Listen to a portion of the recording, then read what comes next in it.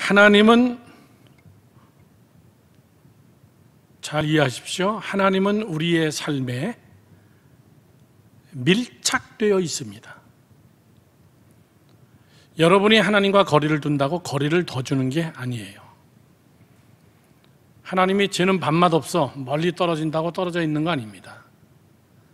하나님은 온 우주 만물의 모든 대자연과 역사 속에 하나님은 상당히 밀착되어 있습니다.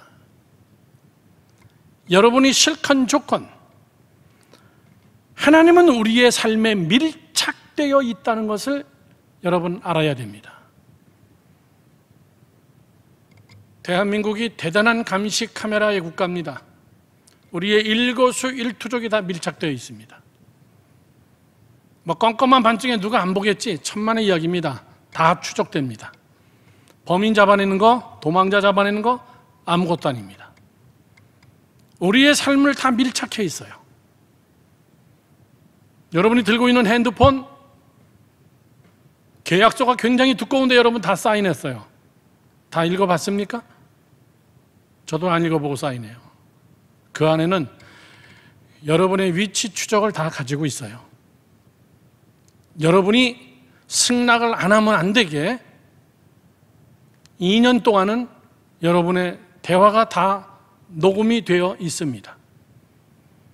그리고 일단 유사 시에는 그거를 가져다가 다 들을 수 있게 우리가 다 사인을 했습니다. 다 밀착되어 있어요. 그래서 사건이 벌어지면 제일 먼저 수사팀이 핸드폰부터 확보하는 거예요.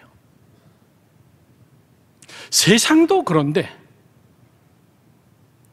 그래서 하나님은 어떻게 밀착되어 있을까? 여러분은 이렇게 신앙생활 하면 안 돼요. 하나님이 안 보시겠지. 지금은 내가 바쁘니까 좀 하나님과 멀리 있어도 되겠지. 지금은 내가 시간이 없으니까 코로나 기간이고 이러니까는 내가 좀 하나님과 멀리 있다가 좀 시간이 되고, 그리고 상황이 바뀌면은 내가 그때 하나님 앞에 가까이 가지. 천만의 이야기입니다. 신앙과 삶을 분리시키지 마십시오. 내가 어느 곳에 있어도.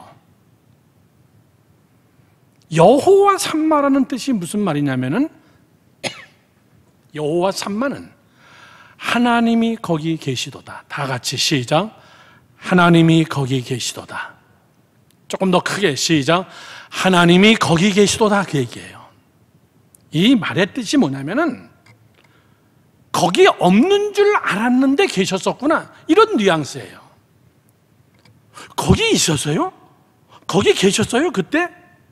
이런 뉘앙스가 여호와 삼마입니다. 임마누엘이라는 뜻은 늘 나와 동행하시는, 나와 함께 하시는 하나님이에요. 여호와 삼마는 그때 거기 계셨어요? 아니, 그런 상황 속에 거기 계셨다고요? 나는 몰랐습니다. 그때 놀래가지고 쓰는 단어가 여호와 삼마, 하나님이 거기 계셨었구나. 여러분, 사건은 이렇습니다. 이스라엘에게 아주 치욕적인 날입니다. 다윗 위에 하나님께서 세우신 나라가 바벨론에 의하여서 완전히 멸망하는 날, 나라가 포로로 완전히 바벨론에 끌려가는 날. 잘 들어보십시오. 어느 날 한 번 그냥 마작지게 그냥 한 번 전쟁해가지고 졌다, 이래가지고 끌려가면은 패전 국가가 되는 거죠. 근데 이스라엘은 그렇게 진 게 아니에요. 20년 동안 바벨론이 와서 계속 집적된 거예요. 막 진 눌러버린 거야. 왕을 세우면은 너 내려와. 그러면 내려와야 돼요. 너 내려와. 네 형이 올라가. 네 동생이 올라가. 그러면 또 몇 년 있다 올라가는 거예요. 내정 간섭을 하고 왕도 마음대로 세워버리고, 심지어는 까불면 자식들을 데려다가 여러분 애굽이나 바벨론 여기다 갖다 데려다 놓는 거예요. 말이 전쟁이 패배가 아니라 사실 나라가 20년 동안 아무 주권 없이 그냥 짓밟히고 있었어요. 그러다가 마지막 한 번 크게 이제 바벨론이 쳐들어와서 그리고 시드기야 왕 마지막 왕을 포로로 끌고선 눈을 빼버리고 그리고 철사줄로 묶어가지고 시드기야 왕을 맹인으로 만들어버리고 장애자로 만들어버리고 그리고 수만 명을 끌고선 바벨론으로 가버립니다. 여러분, 조금 더 정확하게 이야기하면은 바벨론이 1차 침공했던 것은 예수님이 오시기 전 605년경입니다. 이때 다니엘이 끌려갔어요. 이게 바벨론이 첫 번째 쳐들어왔던 거예요. 왜 이때 다니엘이 끌려갔을까? 여러분, 지금 아프가니스탄 전쟁이 나고 아프가니스탄 미군이 다 철수하니까 똑똑한 사람은 다 도망가는 거예요. 똑똑한 사람은 제일 먼저 죽입니다. 여러분은 잘 모르지만 미국이란 나라가 베트남과 전쟁을 치르다가 비슷한 상황이죠. 미군이 철수해 버렸습니다. 그리고 베트남하고 캄보디아하고 사이가 안 좋았어요. 캄보디아도 마찬가지였습니다. 공산권이 돼버렸어요. 캄보디아에서 사람을 막 죽이기 시작하는데 공산화가 돼버리고 전쟁이 다 끝난 다음에 그 당시의 사건을 캄보디아를 향해서 킬링 필드 이렇게 얘기합니다. 너무나 많은 사람을 죽여버렸어요. 좀 잔인한 표현 같아도 똑똑한 집안의 애기들은 붙잡아다가 여러분 나무에다가 패대기 쳐버렸어요. 마치 곤충 죽이듯이 수십만 명을 죽여버렸습니다. 더 웃긴 얘기 할까요? 안경 낀 사람은 잡아다 다 죽였어요. 왜? 공부했다는 거거든. 위험한 상황 되면 안경 다 버려야 돼. 큰일 나. 고등학교 이상 졸업한 사람, 정치인, 교사 다 죽여버렸습니다. 그게 캄보디아의 킬링필드예요. 아프가니스탄 지금 서서히 한 사람씩 잡아다가 죽이고 있습니다. 바벨론도 그랬어요. 바벨론도 쳐들어와가지고, 그런데 이 당시 사람들은 죽인 게 아니에요. 굉장히 똑똑하죠? 그 나라에서 제일 똑똑한 사람은 데려가 버리는 거예요. 데려가서 써먹는 거죠. 다니엘이 이때 포로로 끌려갔습니다. 2차 침공은 BC 597년 여호야긴 왕 때에 2차 침공이 있었습니다. 이때에 1만 명이 포로로 끌려가고 그리고 에스겔이 이때 포로로 끌려갑니다. 하나님의 손에 붙들린 상당한 여러분 유능한 사람들입니다. 에스겔이 포로로 이때 2차 침공 때 끌려갑니다. 그리고 또 한 번 11년 뒤에 3차 침공을 하는데 BC 586년 때 이때가 마지막입니다. 들어와서 시드기야 왕을 붙잡아가고 그리고 이때에 수만 명을 포로로 끌고 갔습니다. 제가 왜 이렇게 자세하게 얘기하는 줄 아십니까? 왜 1차, 2차, 3차를 얘기합니까? 1차쯤 되면 깨달아야 된다 그 얘기예요. 바벨론이 한번 쳐들어와서 그렇게 무지막지하게 짓밟아버리고 사람들을, 똑똑한 사람들을 다 뺏어가면 너희 그때쯤 깨달았었어야지. 깨닫고 얼른 하나님 앞에 나와야지. 바벨론이 힘이 있어서 그런 것 같다고 보이냐? 아니야. 너희들이 죄 가운데 있기 때문에 내가 주변 국가를 채찍의 도구로 쓴 거야. 눈치 있어야지. 깨달아야지. 빨리 하나님 앞에 나와야지. 2차 침공 때도 그들은 깨닫지 못합니다. 이사야는 엄청 슬펐습니다. 에레미야는 막 눈물로 하나님 앞에 기도했어요. 눈이 다 짓물러 버렸어요. 눈물의 선지자 에레미야는 막 통곡하면서 에레미야 애가를 통해 가지고 그들은 하나님 앞에 깨닫지 못합니다. 3차 침공이 돼 가지고 몽창 다 나라 자체가 잃어버리니까 하나님은 뭐라고 그럽니까? 이건 내 스케줄이야. 이건 내 계획이야. 다니엘 내가 보낸 거야. 에스겔 내가 일찌감치 보낸 거야.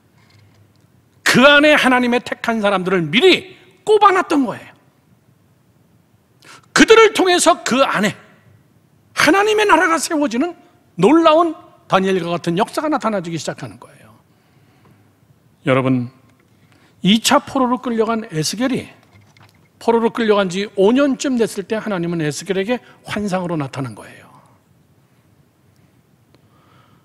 에스겔이 뭐라 그럽니까? 하나님, 우리는 버림받은 자녀입니다. 어떻게 우리를 이렇게 할 수 있습니까? 그러나 하나님은 에스겔과 대화를 하면서 내가 이 민족을 버리지 않는다. 70년 후에 내가 해방시킬 거야. 그러면 70년 동안 우리가 실력을 쌓을까요? 우리가 군사력을 키울까요? 그런 것이 아니죠. 풀어주는 것도 나야. 70년 후에 어느 왕이 태어날 텐데 그때 그 왕이 될 때 내가 그의 마음을 움직여서 너희 백성들을 다 예루살렘으로 보낼 거야. 아니나 다를까 70년이 되었을 때 포로 70년 만에 그들은 독립운동한 것도 아니고 무슨 전쟁을 일으킨 것도 아닌 그들은 한순간에 여러분 해방이 돼버려요. 사랑하는 젊은이 여러분들, 우리가 여기서 반드시 깨달아야 되는 것이 있습니다. 때리기만 하시는 하나님이 아니시다. 징계하고 채찍만 하시는 하나님이 아니시다.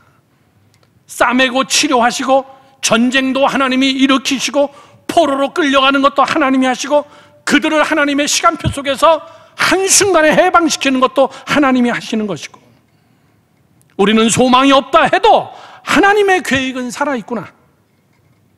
미래적 해피엔딩. 들어보세요. 여러분의 라이프 속에서 이따가 우리 목장 모임 때 얘기 나누는 겁니다.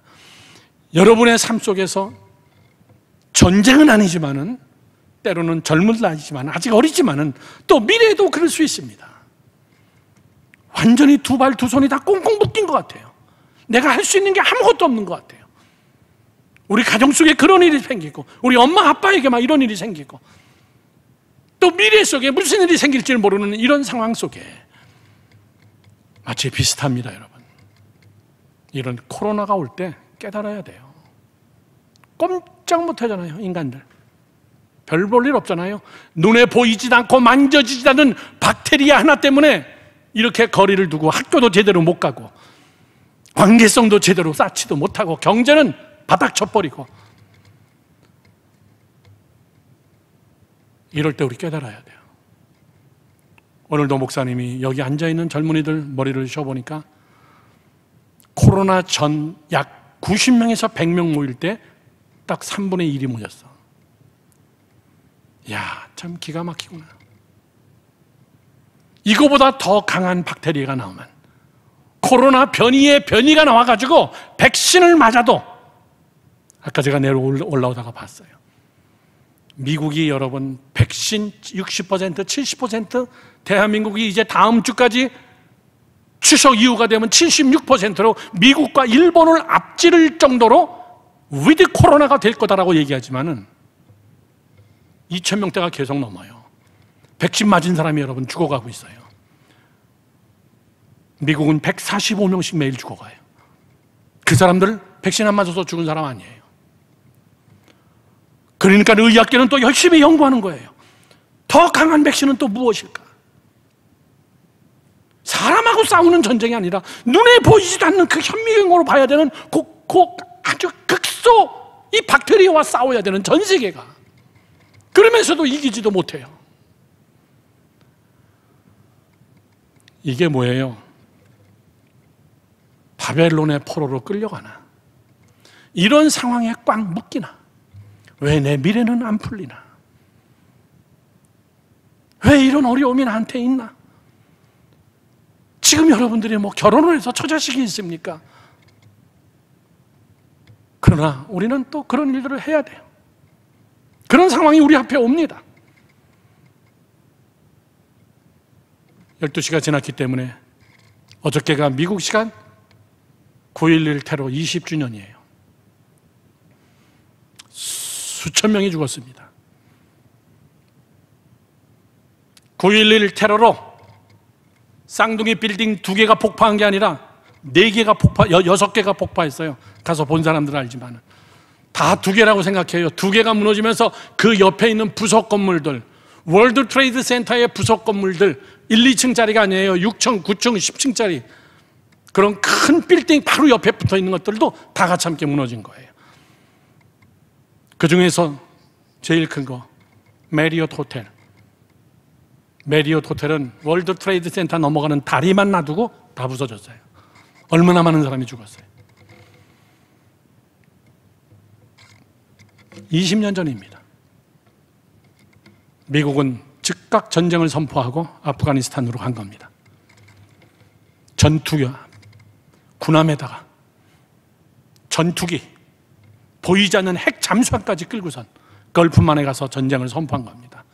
전쟁하기 전에 아프가니스탄에 대해 얘기합니다. 너네 나라에 숨어있는 빈 라덴을 넘겨라. 빈 라덴이 9.11 테러의 주범이다. 아프가니스탄에서는 내줄 수 없다. 그 순간 미국은 전투기를 총동원해서 파키스탄 나라를 통과해서 그리고 아프가니스탄을 쑥대밭으로 만들어버린 거예요. 지상군까지 투입됐습니다. 그 당시에 정권을 잡은 자들이 탈레반이었어요. 탈레반들은 다 도망갔습니다. 그리고 미국 주도형의 나라를 새로 만든 거예요. 민주주의의 국가를 새로 만드는 겁니다. 탈레반들은 다 도망가서 이제 반항군들이 됐어요. 그렇게 20년 전쟁을 한 거예요. 그리고 미국은 이 참판에 테러 국가들을 다 뒤집어 엎어버린 겁니다. 이라크를 침공해가지고 후세인을 제거해버리고, 이라크를 침공해서 이라크에 있는 후세인 동상을 다 무너뜨리고, 하수도에 숨어있는, 물길에 숨어있는 하수도에 숨어있는 후세인을 잡아가지고 그 자리에서 처형해버렸어요. 빈라덴은 미 해군이 쫓아가서 있는 장소를 발췌해서 미 해군이 가서 처참하게 식구들 다 죽여버리고 참모들 다 죽여버리고 쓰레기 봉지, 까만 봉지에다 시체를 담아가지고 그리고 하늘에서 바닷가에 갖다 집어던져버린 거예요. 여러분, 하나님이 없는 것 같아요. 이런 세상 속에서 우리는 삽니다. 그리고 미국은 20년 동안 아프가니스탄을 지켜주고 아랍의 봄을 만들어 놓고 이제 우리 미국의 젊은이들을 더 이상 여기서 희생시키지 않겠다. 그리고 트럼프가 사인하고 8월 31일까지 미군들은 아프가니스탄에서 다 탈출한 겁니다. 미군은 아프가니스탄에서 다 철수해버린 거예요. 철수하는 순간 20년 동안 길들여온 그들은 저항하지 않고 모든 것을 다 버리고 도망가 버렸어요. 그게 오늘날의 상황이 된 겁니다. 20년 전에 9.11 테러가 여기까지 온 거예요. 도대체 하나님은 어디 계실까? 도대체 하나님은 어디 계실까? 여러분의 삶 속에도 그런 질문이 많이 생깁니다. 하나님이 어디 계실까? 그런데 먼 훗날에 돌아다 보니까는 하나님이 거기에 계셨었구나. 여호와 삼마. 힘들었지만은 그것이 하나님의 은혜였구나. 힘들었지만은 우리를 깨닫게 해주는 것이었구나. 힘들게 우리가 70년 동안 포로 생활하고 돌아왔지만은 하나님이 함께 하셨구나. 그게 여호와 삼마예요. 저는 여러분께 두 가지로 정리해서 말씀을 드리고 마치려고 합니다. 그러면 우리가 이런 상황에서 우리는 어떤 마음의 자세를 가져야 되나? 어떤 마음의 자세를 가져야 되나? 에스겔의 이야기가 남의 나라 이야기가 아니고 그 하나님이 나의 하나님이 되셔서 내 삶에 밀착되어서 나를 가르치시고 나를 깨닫게 하시고 나를 선한 길로 이끄시는 그 하나님의 커리큘럼 속에서 우리는 어떻게 해야 되나? 젊은이들은 어떻게 해야 되나? 첫째입니다. 외워버리세요. 첫째, 하나님을 마음대로 판단하지 말라. 다 같이 시작. 하나님을 마음대로 판단하지 말라. 다시 한번 시작. 하나님을 마음대로 판단하지 말라고 얘기해요. 하나님을 마음대로 판단했다가 쫄딱 망한 사람이 누구예요? 출애굽했던 400만 명 정도의 사람들입니다. 출애굽하면서 그들은 조금만 불편하면 하나님을 막 판단해 버리는 거예요. 애굽에 장사 지낼 데가 없어가지고 우리를 여기까지 끌고 나왔냐? 하나님을 막 판단해 버리는 거예요. 왜 우리가 가나안 땅을 가야 되냐? 먹을 것도 없도다. 계속 불평하는 거예요. 하나님을 판단하는 거예요. 보이지 않는 하나님이니까는 보이는 지도자 모세를 향해서 막 돌을 들어가지고 쳐버려서 죽이려고 하는 겁니다. 저를 보세요. 여러분의 삶이 묶여도, 젊은이 여러분들 똑똑한 척하지 마. 하나님을 마음대로 판단하지 마요. 난 잘 모르면서 용감하게 탁탁탁 내뱉는 사람들을 보면은 저 사람 뒤지게 얻어맞겠구나. 하나님한테 막 자신 있게 하나님을 판단해 버려요. 의롭게 막 상황을 판단해 버립니다. 하나님이 우리를 버렸다, 하나님이 없다, 무슨 하나님의 뜻이냐, 무슨 주일 상수냐, 그러지 말라고 얘기해요. 아무리 어려운 상황이 있어도 예수님은 우리에게 말씀하십니다. 내가 너희를 고아와 같이 버려두지 않는다. 걱정하지 마라.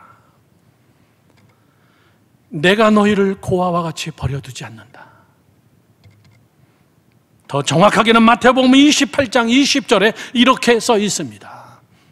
내가 너희에게 분부한 모든 것을 가르쳐 지키게 하라. 볼지어다. 그 다음 시작. 내가 세상 끝날까지 너희와 함께 하겠다. 내가 세상 끝날까지 너희와 있을 거야. 저를 보세요. 이 말이 뭐예요? 난 네 삶 속에 완전히 밀착되어 있을 거야. 같이 함께. 나는 저기 어디 무슨 가상의 세계에서, 무슨 철학과 학문과 신학의 세상에서 나는 너를 이렇게 쳐다보고 있는 그런 하나님이 아니야. 나는 네 삶 속에서 네가 일어서가는 것도 나는 알고 있고, 네 머리카락 숫자까지 생각 다 세고 있고, 네가 무슨 생각하고 있고, 네가 뭐 때문에 괴로워하고, 지금 네 길이 어디가 막혔는지 나는 너보다 내가 너를 더 잘 알아. 나는 너에게 완전히 밀착되어 있어. 내가 세상 끝날까지 너희와 함께하리라. 믿으시면 아멘. 이런 자는 하나님 판단 안 해요. 그런데 교만하고 똑똑한 사람들이 판단을 굉장히 세게 합니다. 그런데 먼 훗날 속에 보면은 그런 자들이 잘 되는 사람들 별로 없습니다. 이스라엘 백성은 가나안을 정탐하며 마음대로 하나님을 판단했어요. 우리는 벌레다, 우리는 메뚜기다, 우리가 잘못 왔다, 하나님보다 더 똑똑해, 어쩌자가 우리를 여기까지 데려왔느냐, 여기다 다 우리를 매장할 거냐? 하나님이 뭐라 그러십니까? 듣고 그게 아니야, 그게 아니야, 걱정하지 마, 이렇게 얘기 안 했어요. 하나님은 그래, 너 되게 똑똑하다, 내가 네가 판단한 대로 그대로 해줄게. 그래, 여기다 다 묻어줄게. 너희들 네가 그렇게 말했잖아, 네가 나보다 똑똑하잖아, 그러니까 내가 네 말을 그대로 되게 해줄게. 차라리 여기서 죽는 것이 낫도다. 걱정하지 마. 너네들 가나안 땅에 한 명도 못 들어가. 너희들 여기다가 차례차례 내가 다 묻어버릴게. 그렇게 하고 그들은 가나안에 못 들어갔어요. 너희들이 헤아리는 헤아림으로 헤아림을 받는다.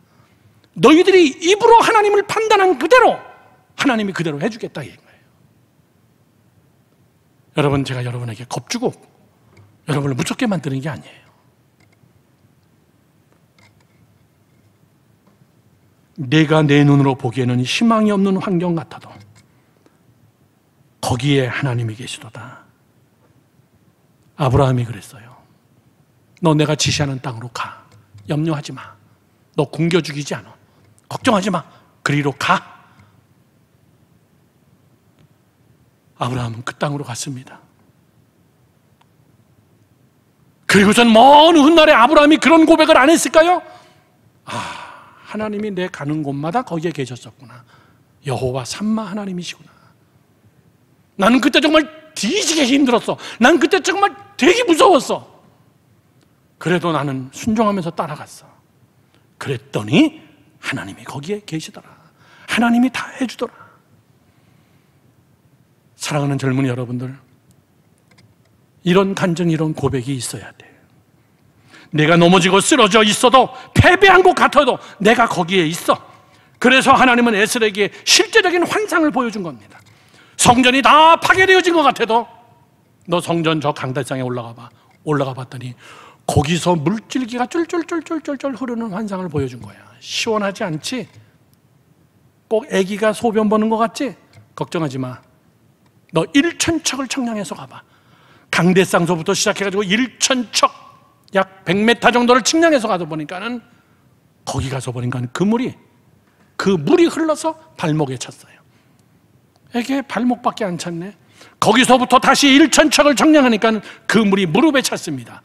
다시 1,000척을 갔더니 그물이 허리에 찼습니다. 다시 1,000척을 갔더니 큰 바다가 되었더라. 이스라엘의 역사를 이야기해 주는 거예요.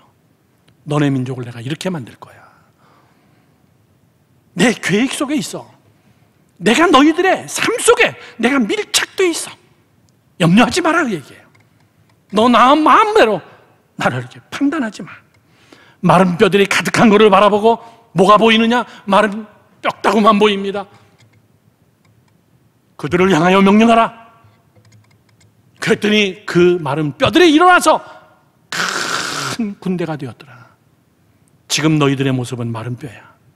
아무것도 못하고 짓밟히고 바벨론의 포로로 끌려와서 돈도 없고 학벌도 없고 가난하고 별 볼 일 없고, 그렇다고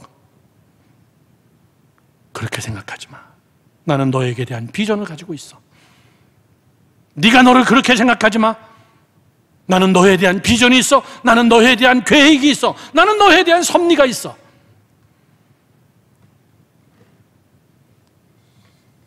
잘 들으세요. 보이는 것을 가지고 보이지 않는 하나님을 판단하지 마세요. 보이는 것을 가지고 보이지 않는 하나님을 판단하지 말라고요. 보이는 오늘을 가지고 안 보이는 내일을 판단하지 마라 그 얘기예요. 오늘 내가 묶여있는 것을 가지고 내 미래도 영원히 묶일 거라고 그렇게 착각하지 마라 그 얘기예요. 그 사람은 영원히 묶여요.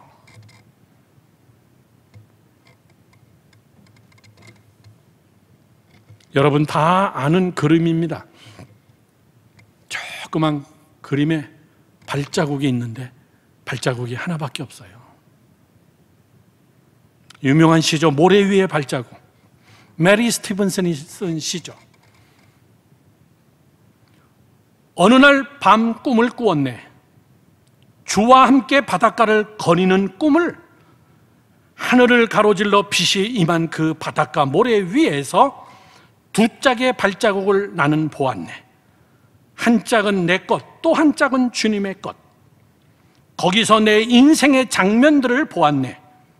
마지막 내 발자국이 멈춘 곳에서 내 삶의 길을 돌이켜 보았을 때 자주 내 삶의 길에 오직 한 짝의 발자국만 있는 것을 보았네. 그때는 내 인생이 아주 비참하고 슬픈 계절이었네.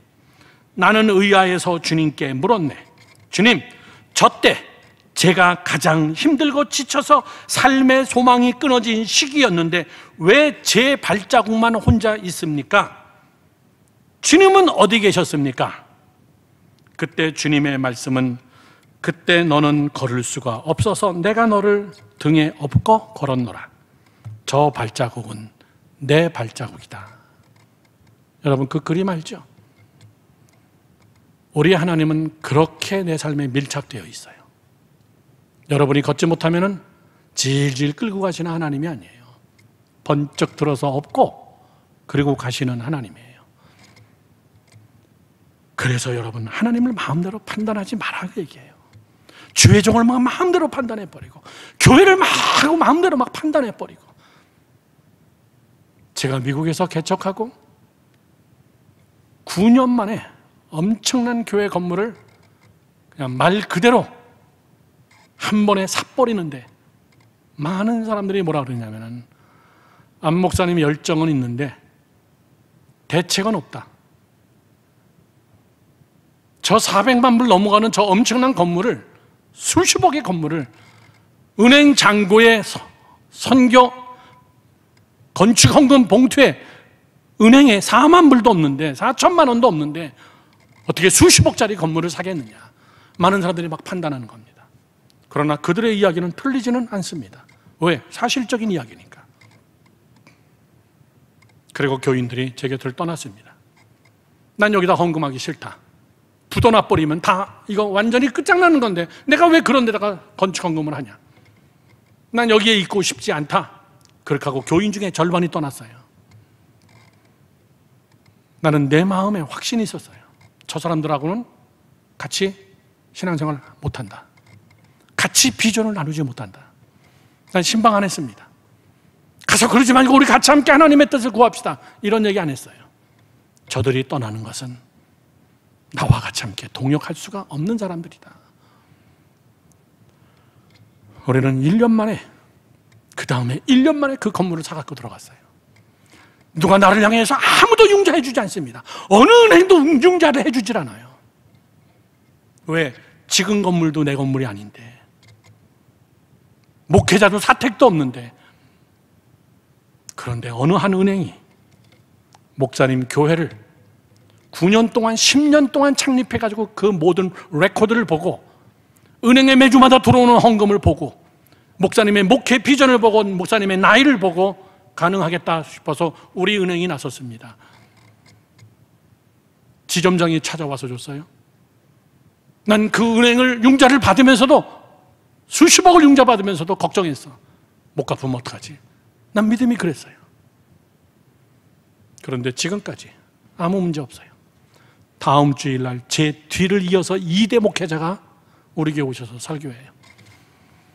38살의 젊은 목사님이십니다. 여러분, 똑똑한 것 같고 상황을 잘 판단하는 것 같고 하나님이 안 계시다 그러고 이건 무리한 짓이라 그러고 믿음도 좋지만 이런 얘기하는 사람들, 하나님을 판단하지 말라고요. 여호와 삼마가 뭔지 모르는 거예요. 우리는 본당 들어가서 본당을 다시 다 리노베이션하고 클릭하고 우리는 헌당 예배를 드리면서 교인들이 다 같이 함께 울면서 여호와 삼마, 그때 하나님이 거기에 계셨구나. 우리 땡전도 없는 그때 하나님이 계셨구나. 우리 막 돈 꾸러 다닐 때 그때 하나님이 거기 계셨었구나. 우리 막 매일같이 철야하면서 성전 건축 때문에 하나님 앞에 기도할 때 우리가 미친 짓을 한 게 아니라 하나님이 그 옆에서 우리의 기도를 듣고 계셨구나. 저는 그런 축복이 여러분에게 있기를 주님의 이름으로 축원합니다. 축원합니다. 이런 일이 여러분에게 있어요. 두 번째입니다. 하나님을 판단하지 마라. 둘째는 내 삶의 현장에 계심을 믿어라. 다 같이 시작. 하나님이 내 삶의 현장에 계심을 믿어라. 저쪽에 있지 않고 내가 기도해서 알려줘야 되고 하나님이 모를까봐 내가 자세하게 설명해 줘야 되고 그렇지 않다는 거예요. 여러분보다 더 잘 알아요. 예수님을 죽으시고 제자들은 실망해서 뿔뿔이 흩어집니다. 꿈을 잃고 소망을 잃고 이제는 자신들의 생명까지 위협을 느껴 문을 잠그고 두려움에 떨고 있을 때 예수님은 그들에게 찾아와서 샬롬, 너희에게 평강이 있을지어다. 두려워하지 마라. 예수님을 버리고 부활이 뭔지 모르고 기억조차도 나지도 않고 그런 일은 없을 거라고 다 알기 때문에 엠마오 가는 두 제자들, 그때 예수님이 그 제자 뒤를 따라가면서 그 사이에서 너희들 지금 무슨 얘기하고 있니? 설마 그분이 예수님이라는 건 꿈도 못 꿨죠. 왜? 그저께 장안의 화제예요. 탑뉴스입니다. 탑뉴스. 그 예수님이 죽었대. 죽기 전만 해도 탑뉴스였어요. 젊은 그 예수라는 사람이 죽은 자를 막 살리고 그 젊은 예수라는 분이 오병이어의 기적을 만들고 문둥병자를 고치고 이미 장안에 화제가 가득했던 그 예수, 그분이 십자가에서 죽으니 여러분 탑뉴스가 탑의 탑뉴스가 된 거예요. 젊은이지만 참 아까워, 그치? 참 그런 사람들이 우리나라의 지도자가 되고 대통령이 돼야 되는데 뭔 대통령 후보가 저렇게 많은지 그러면서 그런 얘기 했겠지. 너 1번 찍을 거야 2번 찍을 거야 이러면서. 저런 예수님 저런 분이 우리의 대통령이 돼야 되는데 그때 예수님이 그 옆에서 무슨 얘기하냐 너희들? 그랬더니 예수님을 바라보면서 엠마오의 두 제자가 요즘에 장안의 탑뉴스인 예수님 사건도 모릅니까? 그리고 식당에 앉아서 같이 함께 식사할 때 같이 함께 식사하면서 예수님인 줄 모른 거예요. 그리고 예수님은 마치 SF 영화처럼 사라지십니다. 성경은 누가복음 24장 16절에 이렇게 써 있습니다. 그들의 눈이 가리워져서 그인 줄 알아보지 못했다. 엠마오로 가는 두 제자는 목사님 보세요. 너무나 슬퍼서 상식으로 꽉 차서 자기 이성으로 꽉 차서 부활해서 그 옆에 와도 눈이 가리워져서 모른다. 눈이 가리워져서 모르는 거예요. 한심한 거죠. 눈이 가리워져서 부활의 주님을 못 보는 자들. 내 영의 눈이 가리워져서 나의 삶에 밀착하고 계신 그 하나님을 못 느끼는 거예요. 내 삶의 밀착 정도가 아니라 내 옆에서 나를 응원하고 계시고 나를 지도하시고 가르치시고 생각나게 하시는 그 성령님이 계신데도 눈이 어두우면 안 보이는 거예요. 눈에 뵈는 게 없다는 한국말이 성경에다 집어넣어야 돼. 눈에 뵈는 게 없는 거예요. 게을러서 주님이 안 보여. 퍼질러지게 자야 되기 때문에 예배고 뭐고 주일날 같은 게 생각이 안 나는 거예요. 말씀이 귀에 안 들어오는 거예요. 그냥 먹고 노는 것밖에 생각 안 나는 거예요. 예수님이 나에게 지금 밀착해 있어도 예수님은 계속 방관하고 있는 겁니다. 여러분, 문제에 눌려서 문제만 보이지 하나님이 안 보이는 것.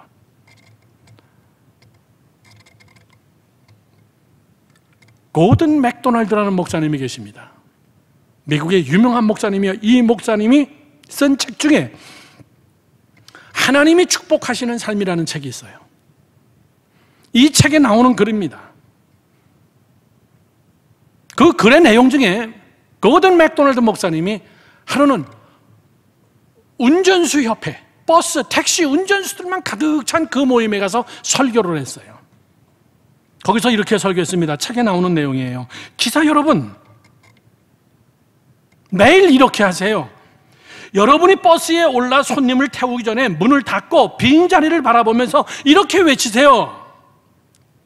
예수 그리스도의 이름으로 지금부터 운전하는 하루 동안 이 버스에 주님이 함께 하시는 성소로 선포합니다. 그렇게 하고 운전 시작하라는 거예요. 내가 운전하는 택시든 버스든 그거를 향해서 선포하라는 거예요. 여기에 주님이 계십니다. 난 주님을 모시고 갑니다. 이것이 성소가 되기를 원합니다. 하나님 성소가 되기를 원합니다. 그렇게 선포하고 그 다음에 운전하세요. 그런데 어느 사람이 그대로 실천을 했대요. 이 사람이 실천한 내용을 고든 맥도날드 목사님한테 간증으로 보낸 거예요. 어느 날 버스에 탔더니 한국에도 그런 사람이 많지만 미국에도 있어요. 기사를 막 폭행하고 막 욕을 하고 막 이러길래 뒤에 있는 승객들이 왜 그러냐고 막 소리를 지르는데 옛날 같았으면은 이 사람이 일어나서 한바탕 붙었을 텐데 고든 맥도날드 목사님의 생각이 나서 하나님을 모시고 나는 지금 운전하고 있는데 이게 하나님의 성전인데 여기서 내가 대판 팔뚝 걷어붙이고 싸우면 안 되지. 그리고선 자기에게 해코지한 그 사람을 향해서 얘기했다는 거예요. 죄송합니다. 제가 좀 서툴러서 죄송합니다. 앞으로 잘하겠습니다.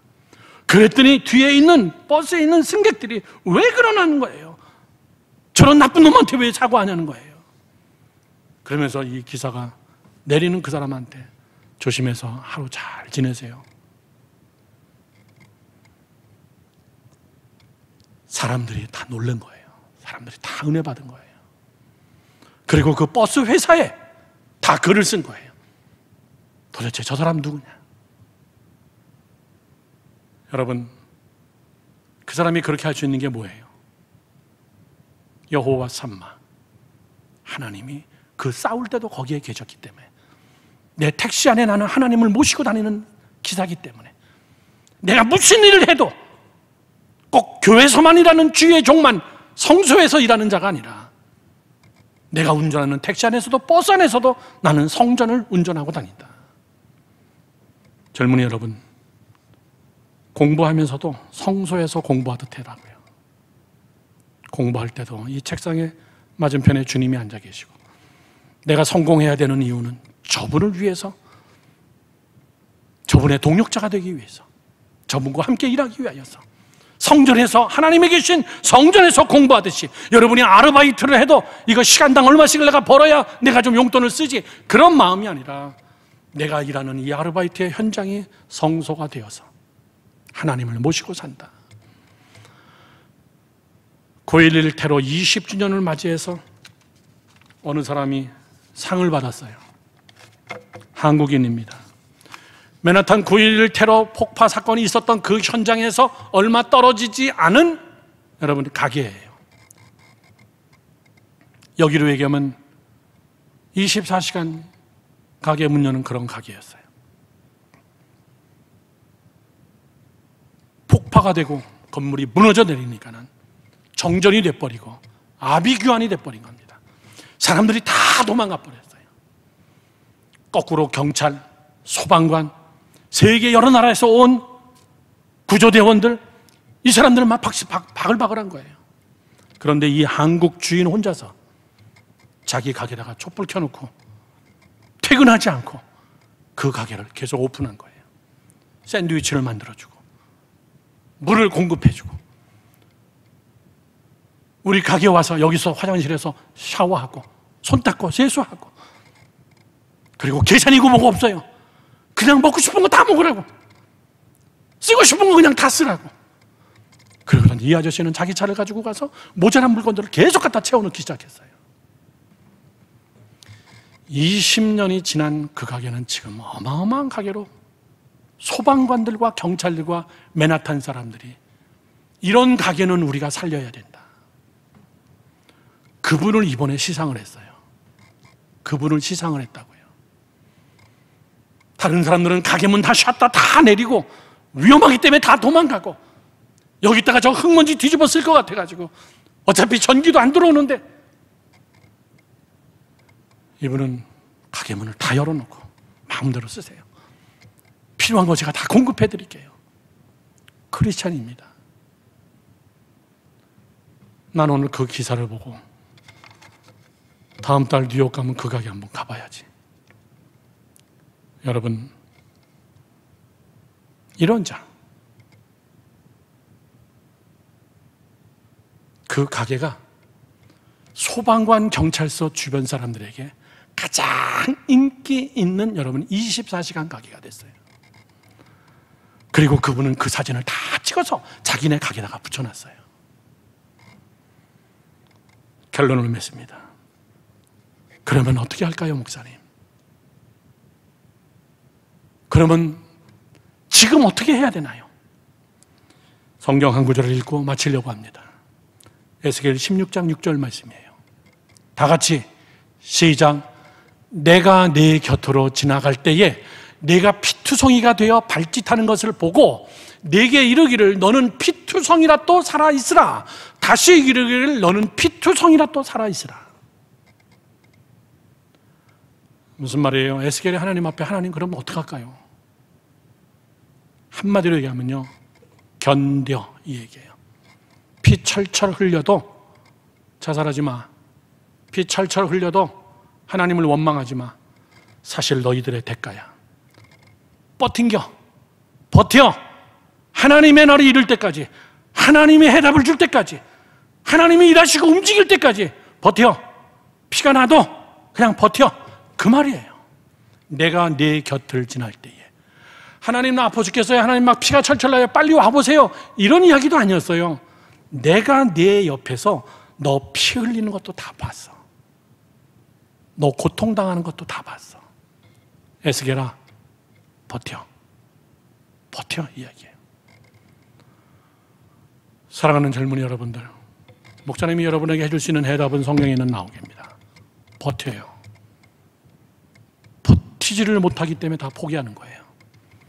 버티지를 못하기 때문에 여러분의 비전이고 뭐고 하나님이 여러분의 삶 속에 밀착되어 있어도 그 하나님이 나하고 아무 상관이 없는 거예요. 버텨요. 힘들어도 버티세요. 우리는 어떻게 버티는 겁니까? 이빨 꽉 깨물고 버티는 게 아니라 기도하면서, 하나님, 하나님의 시간까지 성령이여 도와주시옵소서. 하나님, 먼 훗날에 오늘의 이 날이 여호와 삼마였습니다. 하나님이 거기에 계셨습니다. 이유 많이 되지 마시라고요. 이유 많이 되는 사람은요, 못 버티는 사람들이에요.